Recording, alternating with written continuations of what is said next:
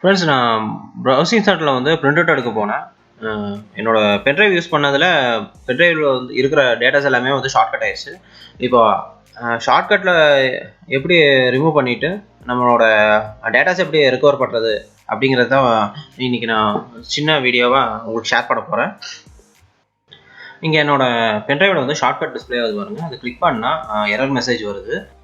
நம்ம ஃபைல் வந்து ஹைடில் இருக்குது. இந்த ப்ராப்ளத்துக்கு வந்து சர்ச் பாரில் cmdன்னு டைப் பண்ணி கமெண்ட் ப்ராம்ப்டை ஓப்பன் பண்ணுங்கள்.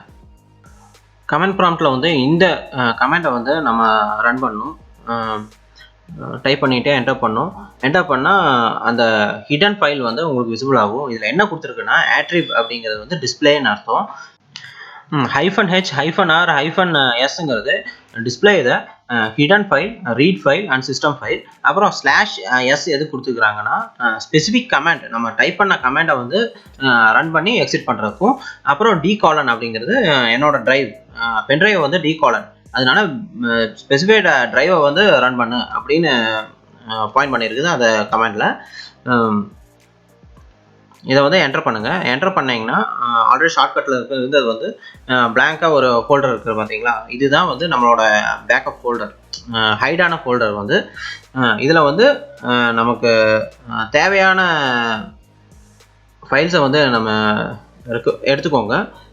64 GB பென்ட்ரைவில் 58 GB டேட்டாஸ் மட்டும் வந்து இருக்குது. அது டோட்டலாக ஹைடாக இருந்தது. இப்போ நம்ம ரெக்கவர் பண்ணி எடுத்தாச்சு.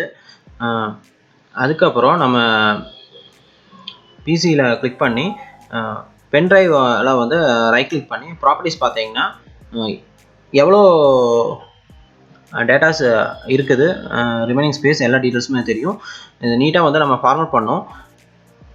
ஃபார்மேட் ஆப்ஷன் கிளிக் பண்ணிட்டீங்கன்னா குயிக் ஃபார்மேட் கொடுத்துருங்க.